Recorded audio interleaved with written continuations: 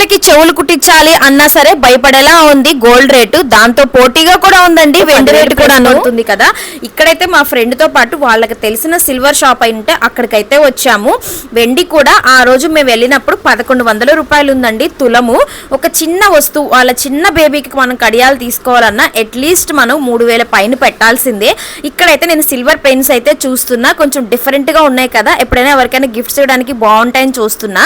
So ఇవి వచ్చేసి మనకు ఒక్కొక్కటి ఒక్కొక్క రేట్ ఉంది, పీస్ లెక్క అయితే అమ్ముతున్నారు. అన్నప్రసన్న టైంలో అలా ఇస్తే బాగుంటుంది కదా, వాళ్ళు ఏమైనా స్పెషల్ డాక్యుమెంట్స్ మీద అలా సైన్ చేయడానికి ఉపయోగించుకుంటారు వెండి పెన్ అంటే.